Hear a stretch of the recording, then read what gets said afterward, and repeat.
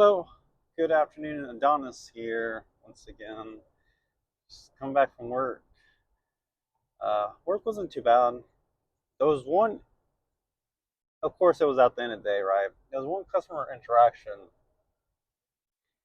So he came in asking about his partial refund.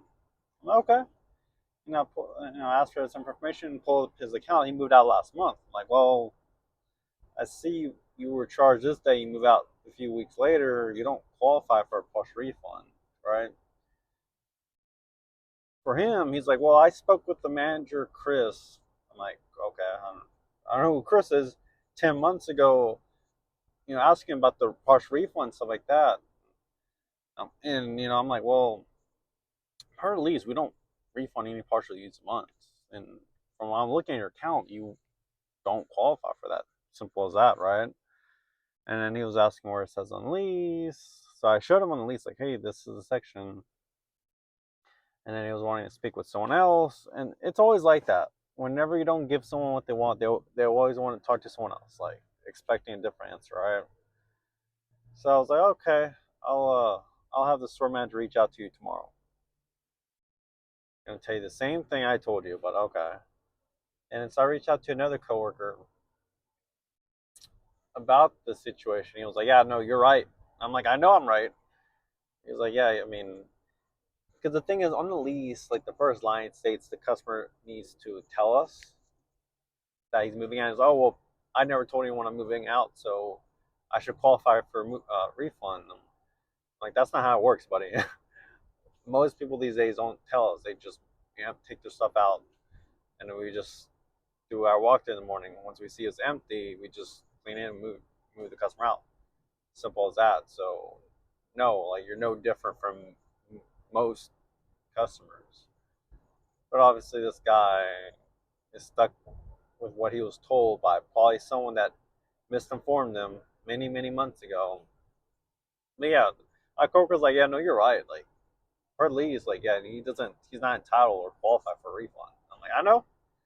But this guy's not, it's not going through his head. He only wants to hear, I want my refund and a yes. And, when he asked for that, I'm like, no. Like, why?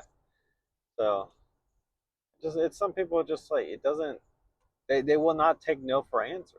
Like, it's just like, come on now.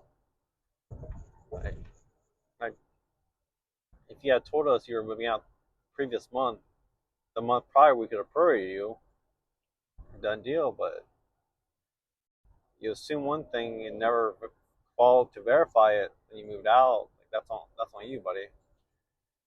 So it's like funny enough, like stuff like that happens to happen at the very end of the day, right? Right before you're getting off. So I just got to follow up with my coworker tomorrow at that location. I'm like, hey, this is a situation. Call him, but I mean, I verified it. No, he doesn't qualify for it. So we just tell him same thing. That's it. Bottom line. Um, you know, what else? What else more? It's when you been in your job for so many years and you've dealt with so many situations, and you encounter a customer like that's like you gotta be professional, of course, but other times like, are you stupid? Like I know what I'm saying. I know what I'm doing. Granted, there are times where us employees are on the wrong. Hey, I get that. But like stuff like simple stuff like this, like no, like this is common. Like this situation coming up, we don't refund. That's it. Bottom line, okay, and that's it. Like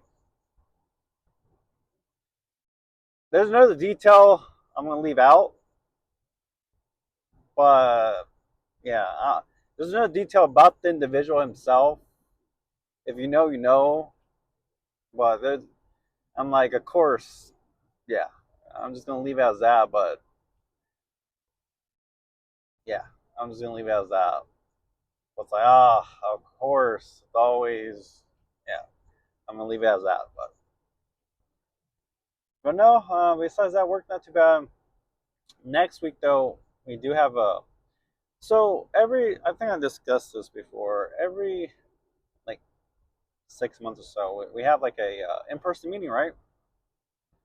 The thing is, though, the in-person meeting where it's at is pretty. It's not far drive from where I live. So like after we got off the meeting, it's like less than half an hour back home, which is great.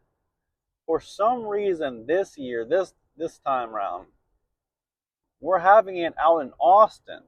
Which one thing is, I'm working in Austin, so for me, I luck out compared to everyone else because I have the shortest drive. But I probably have the farthest drive back home. So I was like, I would rather have a farther drive there than and a shorter drive back home than vice versa.